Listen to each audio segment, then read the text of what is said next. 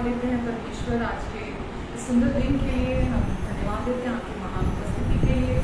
धन्यवाद देते हैं परमेश्वर कि आप हमारे साथ, हमारे लिए, हमारी तरफ हैं हमेशा। धन्यवाद देते हैं पिता। पिता पूरा समय आप हमारी मदद करेंगे, हमें गाइड करेंगे, लीड करेंगे, हमारी सहायता करेंगे। जितने लोग यहाँ हैं, रास्ते में आने वाले हैं परमेश्वर, वर्शिप के पूरे टीम को परमेश्वर आप संभालेंगे और परमेश्वर अपने अनुग्रहकारी हाथों के नीचे बना कर रखेंगे। हम सबकी सारी ज़रूरतों को अपनी महिमा के उस धन से जो मसीह यीशु में आप पूरा करेंगे। मेरी भी मदद करेंगे, सहायता करेंगे। सारी महिमा आदर आपको देकर परमेश्वर, हमारा भरोसा आप पर है, हमारी पूरी निर्भरता आप पर है, क्योंकि हम जानते हैं परमेश्वर आप हमेशा संभालते हैं। धन्यवाद देते हैं पिता। सारी प्रार्थना को यीशु नाम से रिसीव करते हैं। आमीन, आमीन, आमीन। हालेलुया। धन्यवाद देते परमेश्वर। खुल जाए दरवाजे, मिल जाए बरकतें, खुल जाए दरवाजे,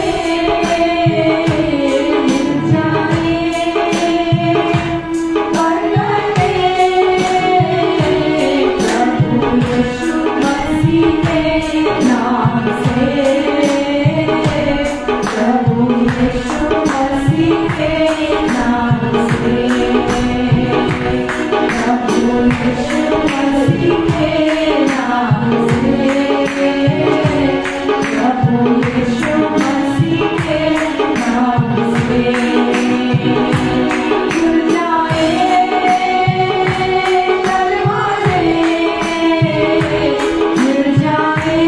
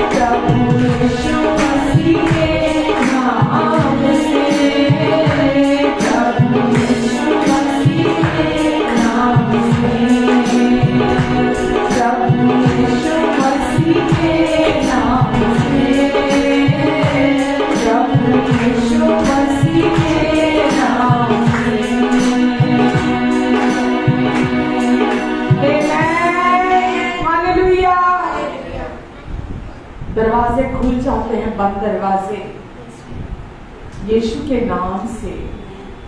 बरकतों से भर जाता है जीवन, आशीषों से भर जाता है जीवन प्रभु यीशु मसीह के नाम पर विश्वास करने से। चंगाई आ जाती है, शांति आ जाती है, छुटकारा आ जाता है, मुक्ति मिलती है, आनंद मिलता है, आजादी आ जाती है प्रभु यीशु मसीह के नाम से। पिता का प्रेम हम पा लेते हैं हमेशा के लिए प्रभु यीशु मसीह के नाम से। पिता, हम आपको धन्यवाद देते हैं, यीशु का नाम आपने हमें दिया, हम धन्यवाद देते हैं।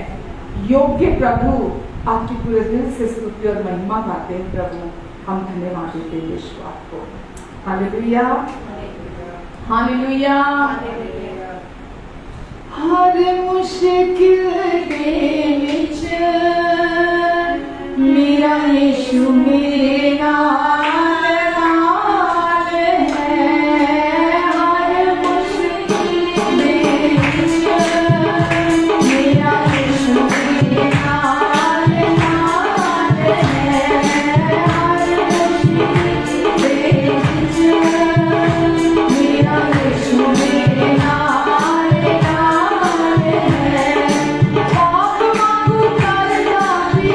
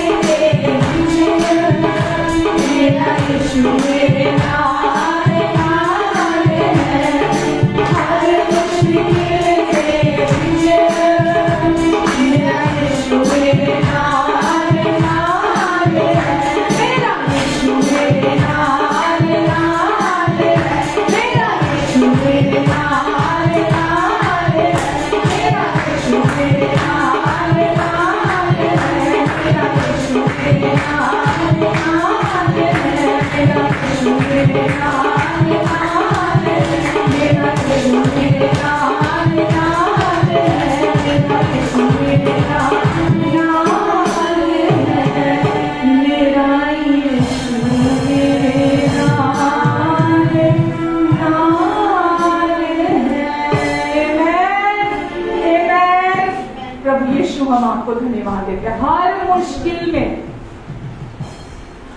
मुश्किल में आप हमारे साथ साथ रहते हैं, बाप की तरह फिक्र करते हैं और माँ की तरह हमारा ध्यान रखते हैं। यीशु आप हमेशा साथ रहते हैं। आपने कहा मैं तुझे कभी नहीं छोड़ूंगा, कभी नहीं त्यागूंगा और इस जगत के अंत तक मैं तेरे साथ बना रहूंगा। धन्यवाद देते हैं यीशु, आप जैसा कोई नहीं हो सकता। हमारी सारी सजा को आपने अपने ऊपर ले लिया, हमारे सारे दोष को अपने ऊपर ले लिया, हमारी सारी ताड़ना को अपने ऊपर ले लिया, हमारे सारे जख्मों को अपने ऊपर ले लिया यीशु आपने, ताकि हम हमेशा के लिए आशीषित हो जाएं, बच जाएं। धन्यवाद यीशु, धन्यवाद देते हैं प्रभु जी। योग्य तू है, योग्य मेरी समझ से परे, अंदाजा नहीं मुझे तेरी महिमा कैसी है। योग्य तू है, योग्य मेरी समझ से परे, अंदाजा नहीं मुझे तेरी महिमा कैसी है। मैं न बदला पाऊं कितना गहरा तेरा प्रेम, कानों ने सुना तो प्रभु ने देखा आँखों ने। तू योग्य, तू योग्य, तू योग्य, तू योग्य, तू योग्य स्तुति में हमेशा के लिए। तू योग्य, तू योग्य, तू योग्य, प्रभु योग्य, सारी स्तुति के लिए, सारी महिमा के लिए। महिमा दूं मैं उसे जिसने बचाया मुझको, मुझे खोजा और छुड़ाया मेरी शर्म से मुझको। महिमा दूं मैं उसे जिसने बचाया मुझको, मुझे खोजा और छुड़ाया मेरी शर्म से मुझको। मैं न बदला पाऊं कितना गहरा तेरा प्रेम, कानों ने सुना था प्रभु अब देखा आँखों ने। तू योग्य, तू योग्य, तू योग्य, यीशु योग्य, हमेशा के लिए, हमेशा के लिए। यीशु योग्य, यीशु योग्य, यीशु योग्य, यीशु योग्य, सारे प्यार के लिए, सारे प्यार के लिए। यीशु योग्य, यीशु योग्य, यीशु योग्य, यीशु योग्य, सारी स्तुति के लिए, सारी महिमा के लिए, सारी स्तुति के लिए, सारी महिमा के लिए। तेरी महिमा, तेरी महिमा, तेरी महिमा, गाओ महिमा, तेरी महिमा, यीशु महिमा, हमेशा के लिए, हमेशा के लिए।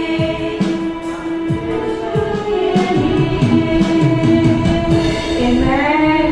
हाँ यीशु, सिर्फ आप योग्य हैं हमारे सारे प्यार के, हमारी सारी स्तुति के, सारे महिमा के योग्य आप हैं यीशु। कोई आपका स्थान नहीं दे सकता प्रभु। जो आपने कर दिया हमारे लिए यीशु, हम उसकी कल्पना भी नहीं कर सकते थे। हमारे पास्ट, प्रेजेंट और फ्यूचर के हमेशा के पापों से हमें शुद्ध किया, साफ किया आपने प्रभु।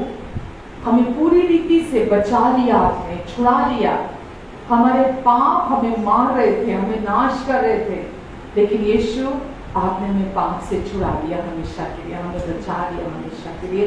इसीलिए पूरे दिल से आपकी स्तुति करते हैं, आपकी महिमा गाते हैं प्रभु जी। आपको दिल की गहराई से धन्यवाद देते हैं यीशु। आमेन आमेन। प्रभु इस समय जितने लोग यहाँ मौजूद हैं और ऑनलाइन हमारे साथ जुड़े हुए हैं या आगे जुड़ेंगे, एक एक को नामों नाम प्रभु यीशु आपके हाथों में देते हैं। प्रभु आपका आत्मा इन सब की मदद और सहायता करेगा। आप इन सब के अंडरस्टैंडिंग को खोलें, इनके मन की आंखों को खोलेंगे प्रभु, ताकि आपकी सच्चाई को ये ग्रास्प कर सके, अपने अंदर जज्ब कर सके प्रभु, अपने अंदर रिसीव कर सके प्रभु जी। आप इनकी मदद और सहायता करेंगे प्रभु। जहां आपका वचन सुसमाचार प्रचार होता है वहां यीशु आप होते हैं, और जहां आप होते हैं पवित्र आत्मा के द्वारा, वहां आप बड़े बड़े महान काम करते हैं, चिन्ह और चमत्कार वहां होते हैं। और प्रभु आज हम इनकी जिंदगी में आपके कार्यों को देखने जा रहे हैं। आप हमारी सोच और समझ से बढ़कर मांगने और प्रार्थना से अधिक सारी बातों को परफेक्टली अपने अनुग्रह से पूरा करने जा रहे हैं सबकी जिंदगी में। धन्यवाद यीशु, मेरी भी आप मदद करेंगे। मैं आपकी ओर ताकूं पवित्र आत्मा जी, क्योंकि बिना आपके कोई भी व्यक्ति आपकी सुंदर और अच्छी खबर को स्पष्ट रीति से प्रचार नहीं कर सकता। पवित्र आत्मा जी आप मदद करेंगे और बिल्कुल स्पष्ट रीति से आप लोगों के हृदय तक यीशु के अनुग्रह के इस खुशखबरी को, इस अच्छी खबर को आप इनके हृदय में एस्टैब्लिश करेंगे। धन्यवाद यीशु। आमेन आमेन।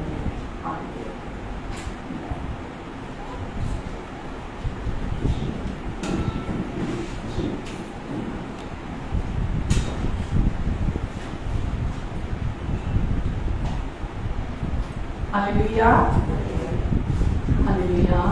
कैसे हैं आप सब ऑनलाइन हमें देखने और सुनने वाले आप सब कैसे हैं?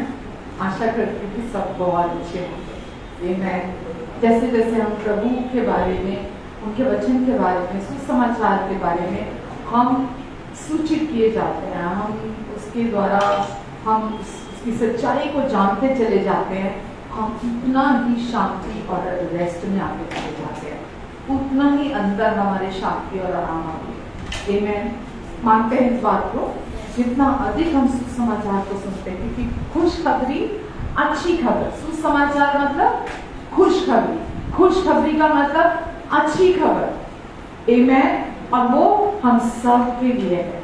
परमेश्वर चाहते हैं हम उनकी इस खुशखबरी को, जो उनकी कृपा की खबर है, उनके अनुग्रह की खबर है, हम सब के लिए, हम उसे सुने और सुनकर उस पर विश्वास करें। बस इतना ही वो हमसे चाहते हैं कि हम उसे सुनकर विश्वास करें और फिर वो हमारे अंदर काम करती है। वो खबर, परमेश्वर का अनुग्रह, वो कृपा हमारे अंदर काम करती है और हमारी जिंदगियों को बदल देती है। हालेलुया। तो जैसा कि पिछले सप्ताह भी हम इस वचन को, पार्ट 2 है हमारा, हम इसके विषय में बात कर रहे थे कि हमारे हृदय का, हमारे दिल का स्थिर होना जरूरी है। अगर हम परमेश्वर की इस अच्छी खबर के द्वारा, कृपा के द्वारा, अनुग्रह के द्वारा, सुनकर विश्वास करने के द्वारा अगर हम अपने दिल को स्थिर नहीं करते, तो हमारा दिल दूसरी चीजों के द्वारा स्थिर हो जाता है। आमेन। किन किन किन चीजों के द्वारा? अगर अनुग्रह, कृपा के द्वारा, उनके प्रेम के द्वारा अगर हम अपने दिल को उसे सुनकर विश्वास नहीं करते, उनके साथ राजी नहीं होते, तो किसके द्वारा हमारा दिल स्थिर होता है? वचन में लिखा है दिल का, हमारे दिल का परमेश्वर के अनुग्रह यानी कि उनकी गुडनेस, उनकी कृपा के द्वारा स्थिर होना भला है। यानी कि किसी और चीज से भी हमारा स्थिर हो जाता है। कैसे होता है? चिंता में स्थिर हो जाता है, टिक जाता है, डरों में, दोष में, परेशानी में, व्याकुलता में, वही टिक जाता है हमारा। लेकिन वचन कहता है, परमेश्वर बोलते हैं, जिसका मन मुझ में टिका रहता है, मुझ में धीरे धरे रहता है, ये शायद 26 में लिखा है, उसकी मैं संपूर्ण शांति से रक्षा करता हूं। आमेन। जिसका मन अनुग्रह के सुसमाचार में टिका रहता है, परमेश्वर बोलते हैं, उसकी मैं संपूर्ण शक्ति के साथ रक्षा करता। तो परमेश्वर आपको और मुझे प्यार करते हैं, बहुत मानते हैं ना, हमें बहुत प्यार करते हैं, इसीलिए वो हमें इस वचन को बार बार कह रहे। तो क्या अर्थ है उनका इसको कहने के पीछे कि दिल का अनुग्रह से दृढ़ रहना भला है, क्योंकि हम हर समय इस संसार में बाहर बुरी बुरी खबरें सुनते हैं कि कुछ बुरा होने जा रहा है, कुछ और भी बुरा होने जा रहा है। जब आप न्यूज चैनल देखते हैं, खोलते हैं, तो उसमें क्या होता है, अब ये होने जा रहा है, अब वो होने जा रहा है, अब ये बुरा होने जा रहा है, वो बुरा होने जा रहा है। हम हर समय बुरी बुरी बुरी खबरें सुनते हैं, बुरे ही सुसमाचार हमें सुनने को मिलते हैं हर समय। पर परमेश्वर यहाँ हमें क्या कह रहे हैं, बुरी खबर क्या करती है हमारे अंदर, चिंता को, डर को, परेशानी को, है ना, व्याकुलता को लेकर आती है। हम घबराए रहते हैं हर समय। तो परमेश्वर चाहते हैं कि हम अपने मन को उन चीजों में दृढ़ ना होने दें, क्योंकि वो जैसे लिखा है ना कि हमारे दिल का अनुग्रह से दृढ़ होना भला है। इसका विपरीत क्या हुआ, हमारे मन का इन नकारात्मक चीजों से दृढ़ होना बुरा है, क्योंकि वो बुरा फल उत्पन्न करता है हमारे जीवन में।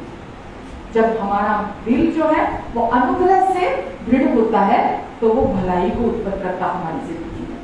तो इसीलिए हमें क्या सुनने की जरूरत है बार बार, परमेश्वर के प्यार, उनकी भलाई, उनकी कृपा को हमें निरंतर अपने जीवन में सुनने की जरूरत है। हालेलुया। तो परमेश्वर की जो अनुग्रह की खबर है, जब हम अनुग्रह की खबर बोलते हैं या सुसमाचार बोलते हैं तो कंफ्यूज ना हो, ठीक है। जब भी मैं सुसमाचार बोलती हूँ, सुसमाचार मतलब शुभ समाचार, गुड न्यूज, अच्छी खबर, अच्छी मतलब बहुत बहुत बहुत अच्छी खबर।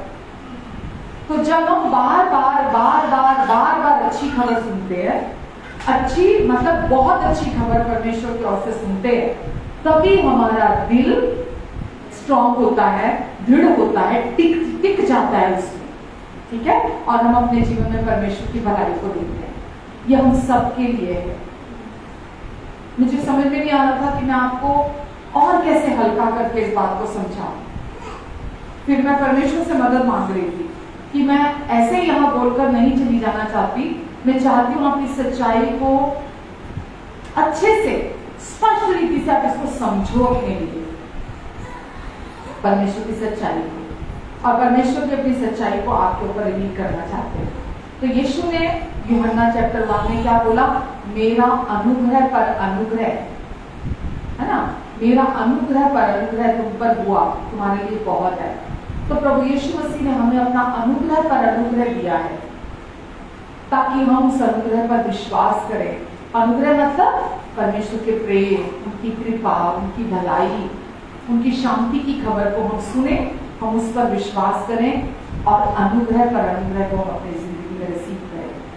परमेश्वर का अनुग्रह, उन्होंने कृपा अपनी हमें कैसे दी है, गिफ्ट के तौर पर दी है। कोई भी व्यक्ति परमेश्वर के अनुग्रह को, उनकी कृपा को कमा नहीं सकता। अपने कार्यों से, अपनी कोशिशों से, अपनी परफॉर्मेंस के द्वारा आप परमेश्वर से उनकी कृपा को नहीं ले सकते, प्राप्त नहीं कर सकते। और आपको, मुझे, इस संसार में हर व्यक्ति को एक ही चीज चाहिए, और वो है परमेश्वर की कृपा, परमेश्वर का अनुग्रह, उनका ग्रेस। जीसस ने क्या बोला, my grace is sufficient for you, है ना, मेरा अनुग्रह, मेरी कृपा तुम्हारे लिए काफी है, पर्याप्त है। जीवन की हर बात के लिए, हर एरिया के लिए मेरी कृपा तुम्हें चाहिए, चाहे वो आपकी अपनी लाइफ है, आपकी अपनी हेल्थ है, आपके बच्चों का क्षेत्र है, आपके बच्चों का आने वाला कल, उनका भविष्य है, आपके फैमिली मैटर्स हैं, आपके फाइनेंशियल मैटर्स हैं, कोई भी क्षेत्र है, आत्मिक है, भावनात्मक, मानसिक, हर क्षेत्र के लिए यीशु ने क्या बोला, मेरी कृपा तुम्हारे लिए बहुत है, ठीक है। और केवल कृपा नहीं कहा, ग्रेस अपॉन ग्रेस, अनुग्रह पर अनुग्रह, कृपा के ऊपर कृपा, कृपा के ऊपर कृपा, यानी कि लहरों के ऊपर लहरें। जैसे समुद्र की लहरें होती है ना, एक लहर के बाद दूसरी लहर आती है ना, और ऐसा तो नहीं कि पीछे लहरें आना खत्म हो जाती हैं, जब वो किनारे तक पहुंचती है लहरें, फिर पीछे से और लहरों के बाद लहरें, लहरों के बाद लहरें और आती हैं। फिर वो किनारे तक आती है, जब पानी को लेकर आती हैं, वापस जाती हैं, फिर लहरों के बाद लहरें, लहरों के बाद लहरें। आमेन। तो परमेश्वर बोलते हैं कि क्योंकि अब तो मेरे हो, इसीलिए मेरी कृपा के ऊपर कृपा, अनुग्रह के ऊपर अनुग्रह तुम निरंतर ग्रहण करो। ये परमेश्वर का काम नहीं है आपको अनुग्रह पर अनुग्रह देना, ये आपका मेरा काम है उस अनुग्रह पर अनुग्रह को अपने जीवन में रिसीव करना, उसको अपने जीवन में प्राप्त करना, उसको अपने जीवन में ग्रहण करना। कैसे ग्रहण करते हैं हम? विश्वास करने के बाद। जब आप उनके प्यार पर, उनकी भलाई पर, उनकी कृपा पर विश्वास करते हैं, उनके अनुग्रह के गुड न्यूज पर, सुसमाचार पर विश्वास करते हैं, तो आप अनुग्रह पर अनुग्रह अपने लिए ग्रहण करते हैं। आमेन, हालेलुया। तो हमें जीवन के हर क्षेत्र में परमेश्वर का अनुग्रह चाहिए जो गिफ्ट है। उसके लिए कोई मेरिट नहीं चाहिए आपका कि आपको कुछ करना है उसके लिए, वो परमेश्वर ने हमारे लिए गिफ्ट रखा है। और जितने लोग परमेश्वर से गिफ्ट को रिसीव करते हैं, वचन में लिखा है रोमियो 6 में कि जो लोग अनुग्रह रूपी वरदान और धार्मिकता रूपी वरदान की बहुतायत में से रिसीव करते हैं, पाते हैं, वो इस जीवन में राज करते हैं। तो आपको इस जीवन में राज करने के लिए क्या चाहिए? अनुग्रह चाहिए। इस जीवन में राज करने के लिए अनुग्रह चाहिए। और अनुग्रह का सुसमाचार ऐसा है, जितना आप सुनेंगे आप अपने जीवन के हर क्षेत्र में राज करेंगे। बीमारियों के ऊपर राज करेंगे, गरीबी के ऊपर, कंगाली के ऊपर, बीमारी के ऊपर, कमी घटी के ऊपर, कलेश के ऊपर, एडिक्शंस के ऊपर, शैतान की हर एक चाल के ऊपर आप राज करते हैं। किसके द्वारा? अनुग्रह के द्वारा। अनुग्रह क्या है? बिना शर्तों की कृपा है परमेश्वर की, अनमेरिटेड, अनअर्न्ड परमेश्वर का फेवर है, जो जिसके लिए परमेश्वर आपसे कुछ डिमांड नहीं करते कि पहले तू ये कर या पहले तू वो कर तो मैं तुझे अपनी कृपा दूंगा। परमेश्वर कहते हैं तू विश्वास के द्वारा मेरी कृपा को रिसीव कर, मेरे अनुग्रह को, मेरे ग्रेस को तू रिसीव कर, विश्वास करने के द्वारा कि मैं तुझे प्यार करता हूँ। आमेन। और विश्वास से हम उसे रिसीव करते हैं। यीशु ने जो भी हमारे साथ वायदे किए हैं वो उन्हें पूरा करने में सच्चे और विश्वास से होते हैं। और जैसा कि इब्रानियों 13 का भी मैंने 9 बोला कि दिल का अनुग्रह से स्थिर होना भला है, और 13 के 8 में लिखा है कि यीशु कल, आज और युगानुयुग एक जैसे। वो अपने वायदों के सच्चे और विश्वास योग्य प्रभु हैं। जब वो बोलते हैं कि मेरे अनुग्रह के गिफ्ट को रिसीव करो तो तुम राज करोगे, तो ये उनका प्रॉमिस है कि आप उनके अनुग्रह को जानो, समझो और उसको ग्रहण करो और फिर उसको अनुभव करो, एक्सपीरियंस करो अपनी लाइफ में। एक्सपीरियंस कैसे करने का क्या मतलब है? अनुभव करने का क्या मतलब है? कि आप अनुभव करेंगे कि वो अनुग्रह आपको राज कराता है। एक एक करके जीवन के हर क्षेत्र में आप देखेंगे कि आप परमेश्वर का अनुग्रह आपके लिए काम कर रहा है, और आप जहां पहले उन हालातों के, परिस्थितियों के, उन चीजों के नीचे होते हैं, यानी कि बीमारी आप पर प्रभुता करती है, श्राप पहले आप पर प्रभुता करते हैं, कमी घटी आप पर प्रभुता करती है, एडिक्शन आप पर प्रभुता करता था, पाप आप पर प्रभुता करता था, अभी आप इन सारी चीजों पर प्रभुता करते हैं। आमेन। तो अनुग्रह को रिसीव करना आपका और मेरा काम है, और यीशु का अनुग्रह का सुसमाचार ही वो सुसमाचार है जो सच्चा सुसमाचार है, जिसको आपको समझना है, अपने लिए सुनना है, जिसके लिए आप हर संडे चर्च आते हैं, जिसके लिए आप हर संडे ऑनलाइन आते हैं, क्योंकि आपको इसके अलावा और कुछ समझने की जरूरत नहीं है। आप जितना इसको समझेंगे आप अपने जीवन में राज करेंगे। हालेलुया। यीशु ने यूहन्ना 10 में बोला कि चोर आता है चोरी करने, लेकिन मैं आया हूं तुम्हें जीवन देने, और केवल जीवन नहीं, बहुतायत का जीवन देने के लिए आया। आमेन। तो यीशु की इच्छा क्या है? आपके लिए अबंडेंट लाइफ, आपके लिए हमेशा का जीवन, बहुतायत का जीवन, प्रचुर मात्रा में आपके पास परमेश्वर की ब्लेसिंग्स हो। प्रचुर समझ में आता है ना? बहुत अधिक मात्रा में, कि पर्याप्त से भी ज्यादा, जितना आपको चाहिए उससे भी अधिक का जीवन यीशु आपको देने के लिए आए। हालेलुया। तो वचन में जब हम ये देखते हैं कि यीशु ने बोला मैं आया तुम्हें जीवन देने, और जीवन नहीं केवल बहुतायत का जीवन देने के लिए, तो फिर ऐसा क्यों है कि जो परमेश्वर के प्रॉमिसेस हैं, वायदे हैं हमारी जिंदगी में, जैसे यीशु ने बोला कि मैं तुम्हें शांति देता हूँ, समझ से परे की शांति, मेरी शांति दे दे। यीशु ने बोला मेरा आनंद तुम में पूरा हो जाए, मेरा आनंद जो वर्णन से बाहर का आनंद है वो तुम्हारे अंदर पूरा हो जाए। हालेलुया। तो ये यीशु के प्रॉमिसेस हैं, तो कि मेरा उमड़ता हुआ आनंद तुम्हारे अंदर पूरा हो जाए। तो फिर हम कहाँ चूक जाते हैं? कहीं तो चूक रहे होते हैं ना, कि हमारे जीवन में वो समझ से परे की शांति कहीं मिसिंग होती है। वो आनंद जो जिसका प्रॉमिस यीशु ने किया है कि मेरा आनंद तुम्हारे अंदर पूरा हो जाए, जो वर्णन से बाहर का आनंद है, वो हमेशा तुम एक्सपीरियंस करो, अनुभव करो मेरे आनंद को। पता है कौन सा शांति, कौन सा आनंद है?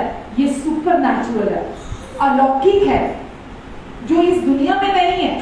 ना वो शांति ना वो आनंद, लोग ये दोनों ही जिसकी बात यहाँ प्रभु यीशु मसीह कर रहे हैं, ये मोमेंट्री नहीं है। हम सोचते हैं जो मोमेंट्री पीस या फील गुड फैक्टर जिसको हम बोलते हैं ना, अच्छा महसूस करना या कुछ क्षण की खुशी, ये उसकी बात नहीं कर रहे हैं प्रभु यीशु मसीह। यहाँ वो बात कर रहे हैं कि समझ से परे की शांति, जो इंसान समझ नहीं सकता, वो शांति मैं तुम्हें दूंगा, है ना? और आनंद वो जो वर्णन से बाहर है, उमड़ता हुआ आनंद मैं तुम्हें दूंगा। तो फिर ऐसा क्या है, जो क्या वजह है, क्या रुकावट है कि हम अपने जीवन में इसे अनुभव नहीं कर रहे हैं? आप मानते हैं मेरे साथ, राजी है कि प्रभु की शांति और प्रभु का आनंद हम कभी कभी अपने जीवन में अनुभव नहीं कर रहे होते। और बहुत सारे लोग तो ऐसे हैं जो चर्च गोर्स हैं, चर्च जाते हैं, लेकिन अभी तक वो जानते नहीं है शांति के विषय में और इस आनंद के बारे में। आमेन। तो ये प्रभु की शांति और प्रभु का आनंद हमें कहाँ मिलता है मालूम आपको? ये केवल और केवल प्रभु के इस अच्छी खबर में, सुसमाचार जो गुड न्यूज है। बार बार हर बार जब आप इसको सुनते हैं तो ये इम्पार्ट करता है आपके जीवन में प्रभु की सच्चाई को। और जितना अधिक आप इस अच्छी खबर को, गुड न्यूज को, सुसमाचार को, गॉस्पेल ऑफ ग्रेस को, अनुग्रह के सुसमाचार को जितना आप अपने लिए सुनते हैं, उतना सच्चाई इम्पार्ट होती है आपके जीवन में। जितना सच्चाई आपके जीवन में इम्पार्ट होती है, उतना अधिक आप शांति और आनंद को अनुभव करते हैं, एक्सपीरियंस करते हैं। आप कोई फर्क नहीं पड़ता बाहरी सिचुएशन, बाहरी परिस्थितियां, बाहरी हालात क्या है क्या नहीं है, वो भी बदलते हैं, वो भी बदल जाएंगे। पर पहले अंदर कहाँ आता है? हमारे अंदर। पहले अंदर शांति आती है, पहले अंदर आनंद हम ग्रहण करते हैं, उसके बाद बाहर हमारे अंदर की शांति बाहर सब कुछ को बदल देती है। आमेन, हालेलुया। तो शांति और आनंद किस में है? प्रभु यीशु मसीह में। ये प्रभु का सुसमाचार आपके बारे में नहीं है, राइट, कि आपको क्या करना है या क्या नहीं करना है। प्रभु की ये खुशखबरी यीशु के बारे में नहीं है, प्रभु के बारे में। ये आपके कर्मों के बारे में नहीं है कि आपको क्या करना है, क्योंकि हमने इतने सालों तक यही सुना है कि हमारा पार्ट क्या है, हमें क्या करना है। हमने इतने सालों तक यही सुना है और अभी भी हमें ऐसा लगता है कि मुझे कुछ करना है। तो मैं आज आपको ये बताना चाहती हूँ कि आपके कर्मों के बारे में नहीं है, ये आपके विषय में नहीं है कि आपको क्या करना है क्या नहीं करना है, ये आपकी कोशिशों के बारे में नहीं है, ये संघर्ष करने के बारे में नहीं है कि आपको संघर्ष करना पड़ेगा, आपको पसीना बहाना पड़ेगा, आपको बहुत कुछ करना पड़ेगा। जैसा कि उपवास करने पड़ेंगे, लंबी लंबी प्रार्थनाएं करनी पड़ेंगी, आपको चर्च में सेवक होना जरूरी है, सेवा करने वाला होना चाहिए, या आपको सुसमाचार प्रचारक होना बहुत जरूरी है। अगर आप वो करेंगे तो, अगर आप ये करेंगे तो, अगर आप प्रभु की सारी आज्ञाओं का पालन करेंगे तो, अगर आप ऐसा करेंगे, अगर आप ऐसा करेंगे, ये आपके विषय में है ही नहीं। जब हम बोलते हैं सुसमाचार तो ये किसके बारे में है? प्रभु यीशु मसीह के बारे में, ठीक है। तो जब आप खुशखबरी सुनते हैं तो आपके कान हमेशा तैयार रहने चाहिए, किसके लिए? अच्छी खबर के लिए, क्योंकि मन का, हमारे दिल का अनुग्रह से स्थिर होना भला है। तो बार बार हर बार हमेशा जीवन भर आपको क्या सुनने की जरूरत है? सुसमाचार, अच्छी खबर, खुशखबरी, जो सबसे अच्छी खबर है प्रभु यीशु मसीह के बारे में, जो उन्होंने आपके लिए क्रूस पर पूरा कर दिया। और जब हम खुशखबरी बोलते हैं तो वो क्या है? वो फील गुड फैक्टर नहीं है कि आपको अच्छा महसूस हो। ये अच्छा महसूस होने के बारे में नहीं है। कि किसके बारे में है? ये है कि हम विक्ट्री के स्थान पर, फेवर के स्थान पर लाकर रख दिए गए हैं। अब हम वहां से शुरुआत करें, अब हम वहां से प्रार्थना करनी शुरू करें। आपको समझ में आ रहा है? बहुत बार हम प्रार्थनाएं करते हैं कि प्रभु प्लीज आप मेरे लिए कर दो प्रभु, है ना। अगर बीमार है तो प्रभु प्लीज आप मुझे चंगा कर दो प्रभु। मैं विश्वास करता हूँ कि हाँ आप मुझे चंगा कर दोगे, आप मुझे, है ना प्रभु, आप मेरे लिए ऐसा कर दो प्रभु, प्लीज कर दो मेरे लिए ऐसा। ऐसी प्रार्थनाओं का उत्तर प्रभु कभी नहीं देते, कभी नहीं देते। ऐसी जो भावनाओं से भरी हुई प्रार्थनाएं हैं उनका उत्तर प्रभु नहीं देते। प्रभु किन प्रार्थनाओं का उत्तर देते हैं? जो ऑलरेडी विजय के स्थान से की गई है, जो पहले से ये जानते हैं कि यीशु के कोड़े खाने से मैं चंगा हो चुका हूं, यीशु ने मुझे चंगा कर दिया है, यीशु ने मुझे धर्मी बना दिया है। तो ये क्या है? पहले से ही पूरा हो चुका कार्य है जो यीशु ने मेरे लिए कर दिया। यीशु ने मुझे पहले ही धनी बना दिया। वो मेरे लिए कंगाल हुए ताकि मैं यीशु में धनी हो जाऊं। यीशु मेरे लिए रोगी बने ताकि मैं यीशु में चंगा हो जाऊं। तो मैं चंगा हो चुका हूं, मैं धनी बना दिया गया हूं, मैं धर्मी बना दिया गया हूं। अब मैं पापी नहीं हूं, अब मैं परमेश्वर के स्वरूप और समानता में बना दिया गया हूं। हालेलुया। तो प्रभु यीशु मसीह ने हमारे लिए इस कार्य को पूरा कर दिया है। हमारे लिए काम पूरा हो चुका है हमेशा के लिए। आमेन। और हम विजय के स्थान से प्रार्थना करते हैं। समझ में आ रहा है आपको? हम प्लीड नहीं करते कि प्रभु आप कर दो ना, तरस नहीं आता आपको मुझ पर, प्रभु आप कर दो ना, प्रभु आप मेरी मदद क्यों नहीं करते, प्रभु मेरी मदद कर दो ना, आपको मेरे आंसू क्यों नहीं दिखते, आपको मेरा जीवन क्यों नहीं दिखता प्रभु। प्रभु कुछ नहीं करने वाले, क्योंकि वो सब कुछ कर चुके हैं आपके लिए। जो कुछ भी आप भीख मांग रहे हैं ना प्रभु से, वो पहले ही आपको बहुतायत से दे चुके हैं। आप अभी भी भीख मांग रहे हैं, कहां से देंगे प्रभु? आपको पहले ही वो अबंडेंटली बहुतायत से ब्लेस कर चुके हैं। आमेन। तो सारी आशीषों से उन्होंने आपको भर दिया है।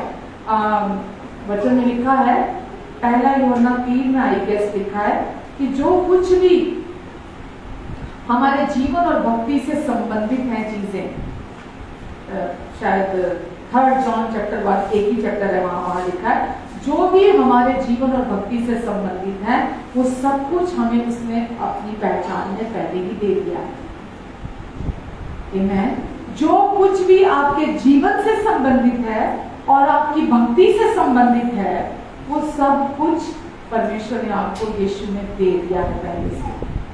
आमेन। कैसे दे दिया? अपने अनुग्रह से, अपनी कृपा से आपको पहले ही दे दिया। तो आपको परमेश्वर से भीख मांगने की जरूरत नहीं है।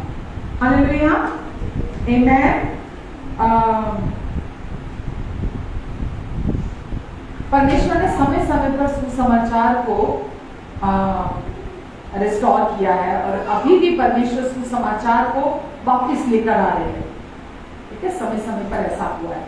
और पौलुस ने भी लिखा है कि मैं सुसमाचार से नहीं लज जाता, मैं सुसमाचार से शर्मिंदा नहीं होता, मैं सुसमाचार से नहीं लज जाता। क्यों नहीं लज जाता? क्योंकि सुसमाचार में ही परमेश्वर की सामर्थ है। जो सुसमाचार नहीं है, जो कोई और ही तरह का सुसमाचार है, उसमें परमेश्वर की सामर्थ नहीं है। उसको करने के लिए आपकी सामर्थ चाहिए। तो मैं सुसमाचार से नहीं लज जाता। क्यों नहीं लज जाता, क्यों नहीं शर्माता, और मैं उसके लिए हमेशा तैयार रहता हूं, क्योंकि उसमें परमेश्वर की सामर्थ है। आमीन, हालेलुया। तो प्रभु परमेश्वर अभी इस समय पर भी, अंत के दिनों में भी अपने अनुग्रह के सुसमाचार को ऊंचा उठा रहे हैं। ठीक है, मैं अगर आज आपको अनुग्रह के सुसमाचार का प्रचार कर रही हूँ, तो परमेश्वर ने मुझे खड़ा किया है। मैंने अपने जीवन में अनुग्रह को अनुभव किया है, कृपा को अनुभव किया है। जब मैं लीस्ट डिजर्विंग रही हूँ, मैंने तब परमेश्वर की कृपा को अपने जीवन में और अधिक काम करते हुए देखा है। जब मैं लीस्ट डिजर्विंग रही, जब मैं बिल्कुल योग्य नहीं थी अपने बर्ताव के द्वारा, उस समय पर प्रभु ने अपनी कृपा को मेरे जीवन में बहुतायत से, जैसे मैं अभी आपको बोला ना, लहरों पर लहरें, एक के बाद एक लहर अपनी कृपा की मेरे जीवन में मैंने भेजी है। हालेलुया। तो परमेश्वर चाहते हैं हम उनकी इस अंत के दिनों में वो अपने अनुग्रह को बहुतायत से रिस्टोर कर रहे हैं वापस से। हम उनके अनुग्रह को सुने, अपने जीवन में रिसीव करें, जैसा कि वो हमेशा से चाहते हैं। तो सुसमाचार अगर हम सुनते हैं तो उसमें परमेश्वर की सामर्थ है। और गलातियों 1 में, जैसा मैंने पहले भी कहा था, सुसमाचार जो प्रचार करता है, अनुग्रह का सुसमाचार, वो दुगनी आशीषों के नीचे आ जाता है। इसके विपरीत जो मसीह का सुसमाचार छोड़कर, जो कि अनुग्रह का सुसमाचार है, उसको छोड़कर कोई और सुसमाचार प्रचार करता है, वो डबल कर्ज के नीचे आ जाता है। तो अगर मैं अनुग्रह का सुसमाचार प्रचार कर रही हूं और यदि वो गलत है, तो सबसे पहले तो मैं खुद धोखे में हूं। ठीक है, और सबसे पहले तो मैं खुद डबल कर्ज के नीचे आऊंगी, दुगने श्राप के नीचे आऊंगी, है कि नहीं? तो मैं जो प्रचार कर रही हूं, मैं ये जानती हूं, ये मैंने अनुभव किया है कि जब मैं सुसमाचार पर विश्वास करती हूँ, निरंतर कर रही हूँ, तो परमेश्वर मुझे अपनी शांति, अपने आनंद, अपने प्रेम, अपने संयम, धीरज, कृपा, भलाई, विश्वास, नम्रता, आत्म संयम के फल को मेरे जीवन से उत्पन्न कर रहे हैं। जितना अधिक मैं अनुग्रह को जान रही हूँ, उतना अधिक मेरे जीवन से वो फल को उत्पन्न कर रहा है। आमेन। तो ये अनुभव करने की चीज है अनुग्रह। आप अनुग्रह के सुसमाचार पर विश्वास करें और अपने जीवन में अनुभव करें उसके फल को। हालेलुया, आमेन। तो वास्तव में सुसमाचार किसके विषय में है? वास्तव में सुसमाचार प्रभु यीशु मसीह के विषय में है। लेकिन अगर हम बाहर संसार के लोगों की बात करें, है ना, कि वो क्या समझते हैं सुसमाचार को, उनकी सोच उसके बारे में क्या है। अगर आप उनको जाकर पूछें संसार के लोगों को कि यदि कोई स्वर्ग है, ठीक है, यदि कहीं कोई स्वर्ग है, तो उसमें आप कैसे प्रवेश कर सकते हैं? अगर आप उनसे सवाल पूछें तो तकरीबन लोग क्या जवाब देंगे? तकरीबन लोगों का जवाब होगा कर्मों के द्वारा। आपको ये करना पड़ेगा, आपको ये करना पड़ेगा, आपको ये करना पड़ेगा, तब आप स्वर्ग में प्रवेश कर सकते हैं। कोई व्यक्ति बोलेगा, अरे मैं तो देखो जी बहुत अच्छा इंसान हूँ और अच्छा इंसान होना ही मेरे लिए काफी है, ये मुझे स्वर्ग के भीतर प्रवेश करने के योग्य ठहराता है। कोई आपसे ये बोलेगा कि जी देखो मेरा एक परिवार है और मैं अपने परिवार की बड़ी ईमानदारी से पालना कर रहा हूँ, उनका ध्यान रख रहा हूँ, ये मेरे लिए काफी है, ये मुझे स्वर्ग लेकर जाएगा। कोई आपसे कहेगा कि मैं धार्मिक कर्म कांडों को करता हूं अपने जीवन में, है ना, जो धर्म कर्म के काम होते हैं, क्रिया कर्म होते हैं, मैं वो बड़े अच्छे से करता हूँ जी, भले काम बहुत करता हूँ, ये मुझे स्वर्ग लेकर जाएंगे मेरे भले काम। तो ये सब कुछ किसके विषय में है? कर्मों के विषय में, कि मैं एक अच्छा इंसान। बहुत लोगों से आप पूछेंगे, वो बोलेंगे नहीं, इंसानियत ही सबसे सब कुछ है। ये चीजें आपको स्वर्ग नहीं लेके जाएंगी। अच्छे लोग स्वर्ग नहीं जाएंगे। हेलो, अच्छे लोग स्वर्ग नहीं जाएंगे। कौन लोग स्वर्ग जाएंगे? विश्वासी, जो माफी पाए हुए हैं। माफी पाए हुए लोग ही स्वर्ग में जाएंगे। हालेलुया। तो वचन में लिखा है कि बिना लहू बहाए पापों की माफी नहीं हो सकती। बिना लहू बहाए, बिना यीशु के लहू के कोई भी व्यक्ति, कोई भी इंसान स्वर्ग में प्रवेश नहीं कर सकता, सिवाय विश्वासी के। जो विश्वास करेगा वो स्वर्ग में प्रवेश कर सकता है बिना लहू बहाए। इब्रानियों, अगर आप पढ़ते हैं, इब्रानियों 9 में लिखा है, आप देख सकते हैं वहां पर। इब्रानियों 9 मेरे साथ निकाल लें।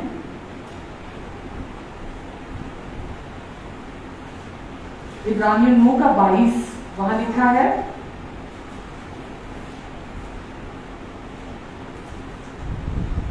बाहर संसार के लोगों की जो सोच है किस पर आधारित है? कर्मों पर। वो ऐसा सोचते हैं कि उनके कर्म जो हैं वो उन्हें स्वर्ग में प्रवेश करा देंगे, वो अपने अच्छे कर्मों के द्वारा बच जाएंगे। ठीक है, किसी भी धर्म का पालन करने के द्वारा वो बच जाएंगे, धर्म कर्म के क्रियाकांड करने के द्वारा वो बच जाएंगे, वो ऐसा सोचते हैं। लेकिन वचन हमें क्या बताता है? लिखा है कि जैसे व्यवस्था के अनुसार सारी चीजें लहू से धोकर शुद्ध की जाती थी, व्यवस्था के अनुसार सारी चीजें लहू से धोकर शुद्ध की जाती थी, और बिना लहू बहाए पापों की माफी नहीं हो सकती। बिना लहू बहाए पापों की माफी नहीं हो सकती। तो प्रभु यीशु मसीह के लहू के द्वारा, प्रभु यीशु मसीह के क्रूस पर बहाए लहू पर विश्वास करने के द्वारा हम हमेशा के पापों से माफी पा लेते हैं। आमेन। किसके द्वारा? हमेशा के पापों से यीशु के लहू के द्वारा हम माफी पा लेते हैं। फिर आप शुद्ध हो जाते हैं, साफ हो जाते हैं। लिखा ना, जैसे व्यवस्था के अधीन सारी चीजें लहू के द्वारा शुद्ध की जाती थी, ऐसे ही आज प्रभु यीशु मसीह के लहू पर विश्वास करने के द्वारा हम पापों से शुद्ध किए जाते हैं, हमेशा के पापों से शुद्ध किए जाते हैं, धर्मी ठहरा दिए जाते हैं, पवित्र बना दिए जाते हैं। इब्रानियों 10 आप पढ़ के देखें, 9 में लिखा है, 10 में लिखा है, हम हमेशा के लिए पवित्र और सिद्ध ठहरा दिए गए हैं प्रभु यीशु मसीह के लहू के द्वारा। ठीक है, हमेशा के लिए। ये नहीं कि जब आपने विश्वास किया तब, और उसके बाद अब आप पर निर्भर करता है। आप हमेशा के लिए, हमेशा के पापों से, पास्ट, प्रेजेंट और फ्यूचर, कितने पाप? पास्ट, प्रेजेंट और फ्यूचर के भी आपके हमेशा के पाप धोकर साफ कर दिए गए हैं। आपको शुद्ध ठहरा दिया गया, परमेश्वर ने शुद्ध ठहरा दिया है। ये है शुद्ध अनुग्रह। क्या है ये? शुद्ध अनुग्रह, कि अब आप शुद्ध कर दिए गए हैं, साफ कर दिए गए हैं, धर्मी ठहरा दिए गए हैं एकदम। किसके द्वारा? प्रभु यीशु मसीह के लहू के द्वारा। आमेन। तो लोग बाहर क्या सुन रहे हैं? वो परमेश्वर के विषय क्या जानते हैं? बाहर के लोग, जो संसार के लोग हैं, क्या जानते हैं वो परमेश्वर के विषय में? सब अपने कर्मों को सुधारने में लगे हैं कि मैं अपने कर्मों को सुधार लूं, मैं अपने कर्मों को सुधार लूं तो मैं बच जाऊंगा, मैं अपना जीवन सुधार लूं तो मैं बच जाऊंगा, मैं अच्छे और भले कामों का एक अकाउंट मेंटेन कर लूं, इकट्ठे कर लूं अपने भले और अच्छे काम, तो मैं बच जाऊंगा, मैं ये कर लूंगा तो बच जाऊंगा, मैं वो कर लूंगा तो बच जाऊंगा। पर बिना लहू के पापों की माफी नहीं हो सकती। आमेन। तो उनके लिए हमेशा कर्मों के विषय में है, कोशिशों के विषय में है, प्रदर्शन के विषय में, वो उसी में ही लगे हुए हैं। वो सुबह आंख खुलती है, क्योंकि मैं भी वहां रह के आई हूँ बहुत साल, मैं भी ये सब कुछ जी कर आई हूँ, मैं भी ये सब कुछ कर आई हूँ बहुत सालों तक। लेकिन अनुग्रह पर विश्वास करने के द्वारा परमेश्वर ने मेरा उद्धार कराया, मेरी मुक्ति कराई। आमेन।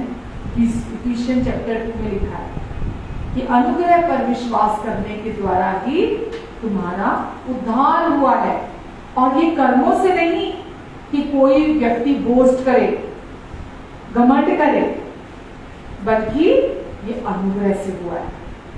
हालेलुया। पढ़ना चाहते हैं मेरे साथ? आप निकाल लीजिए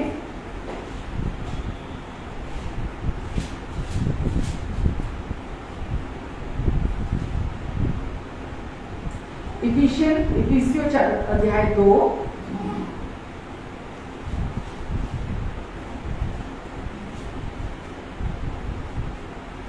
8 में लिखा है, क्योंकि विश्वास के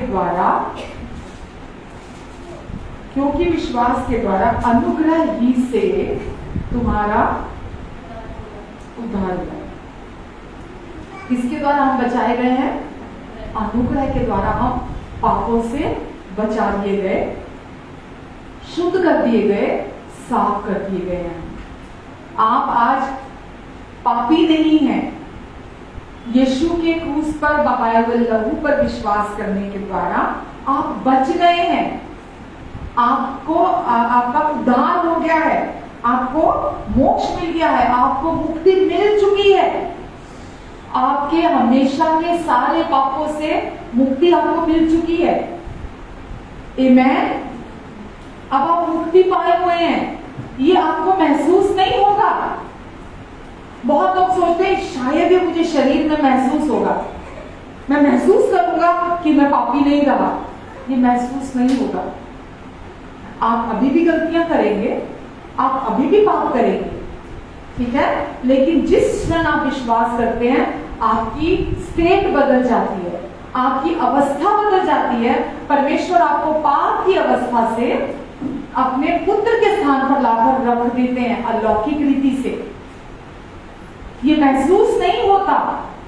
आप कहीं ये सोच रहे हो औरों को शायद अच्छा महसूस होता होगा, मुझे तो महसूस नहीं होता कि मैं पापी नहीं हूं, मैं धर्मी बना दिया गया हूं। मेरे प्रियो, ये महसूस करने की बात नहीं है, ये सच्चाई पर विश्वास करने की बात है। आप इस सच्चाई पर विश्वास करते हैं। लिखा है अनुग्रह पर विश्वास करने के द्वारा, महसूस करने के द्वारा नहीं। अनुग्रह पर विश्वास करने के द्वारा तुम्हारा उद्धार हुआ है। तुम बचा लिए गए हो। हम बचा लिए गए हैं। अब मृत्यु से जीवन में प्रवेश कर लिया हमने परमेश्वर के अनुग्रह से। हमेशा के पापों से, पास्ट, प्रेजेंट और फ्यूचर यानी कि भविष्य में आखिरी सांस में भी जो हम पाप करने वाले हैं, उस पाप की सजा से भी हम छुड़ा लिए गए हैं। उस पाप के दोष से भी हम छुड़ा लिए गए हैं। आमेन। इसे ही कहते हैं कृपा, कृपालु। रोमियो 4 में लिखा है, दाऊद कहता है जिसके पापों का लेखा परमेश्वर उससे ना ले, धन्य है वो व्यक्ति। आमेन। जिसके पापों का लेखा परमेश्वर ना ले, धन्य है वो व्यक्ति। तो आज परमेश्वर का प्रॉमिस है कि मैं तुम्हारे पापों को फिर कभी याद नहीं करूंगा। इब्रानियों 8 में 12 में लिखा है, मैं तुम्हारे पापों को कभी याद नहीं करूंगा और तुम्हारे अधर्म के प्रति हमेशा कृपालु और दयालु बना रहूंगा। आमेन। हालेलुया। हमारा काम क्या है? केवल विश्वास करना। जो उन्होंने अपने अनुग्रह से पूरा कर दिया, उस पूरा हुए काम पर विश्वास करना ही आज हमारा कार्य है। और यही विश्वास हमें आगे संभाल कर लेकर चलता है। बहुत लोग बोलते हैं कि इतना अनुग्रह, इतनी खुशखबरी जब हम लोगों को बताते हैं, लोग बहुत पाप करने का लाइसेंस हमको उनको दे देते हैं कि चलो आखिरी सांस तक जो कह रहे हैं कि पाप माफ हो गए, चलो अब हम बहुत पाप करते हैं, अब हम खूब पाप करते हैं, क्योंकि परमेश्वर ने तो माफ कर दिया, परमेश्वर ने तो हमें शुद्ध कर दिया, परमेश्वर ने तो कह दिया मैं तेरे पापों को कभी याद नहीं करूंगा और तेरे अधर्म के प्रति दया करूंगा। अब मुझे तो पाप का लाइसेंस मिल गया, अब तो मैं कितना भी पाप कर सकता हूं। ये सुसमाचार नहीं है, ये सुसमाचार नहीं है। सुसमाचार में परमेश्वर की सामर्थ है, राइट? और परमेश्वर की सामर्थ क्या है? वो हमें पाप का इनकार करने के लिए हमें एम्पावर करती है। हालेलुया। अगर आप देखें तीतुस चैप्टर 1 में, वहां लिखा है परमेश्वर का अनुग्रह हम पर प्रकट है। परमेश्वर का अनुग्रह हम पर प्रकट है। मेरा भी मैंने पूरा पढ़ा नहीं था, मैं आगे निकल गई। है तीतुस चैप्टर 2, तीतुस चैप्टर 2, उसमें लिखा है 2:11 में, क्योंकि परमेश्वर का वह अनुग्रह, क्योंकि परमेश्वर का वह अनुग्रह प्रकट है जो सब मनुष्यों के, कितने मनुष्यों के? सब मनुष्यों के उद्धार का कारण है। परमेश्वर का वो अनुग्रह प्रकट है, मैनिफेस्ट हो चुका है, आ चुका है। परमेश्वर ने बहाल कर दिया अपना अनुग्रह पर अनुग्रह जो सब मनुष्यों का उद्धार कराता है। वो इस धरती के इस प्लैनेट के किसी भी कोने पे रहने वाला व्यक्ति क्यों ना हो, परमेश्वर कहते हैं मेरा अनुग्रह उसके लिए बहुत है, उद्धार कराने के लिए, क्योंकि अनुग्रह पर विश्वास करने के द्वारा ही हमारा उद्धार होता है। और आगे लिखा है और हमें सिखाता है, यहाँ चेतावनी लिखा है, पर यहाँ लिखा और हमें सिखाता है कि हम अभक्ति और सांसारिक अभिलाषाओं से मन फेरकर इस युग में संयम और धार्मिकता और भक्ति से जीवन बिताएं। हमें सिखाता है हम संयम, भक्ति, धार्मिकता के साथ जीवन बिताएं। आमीन।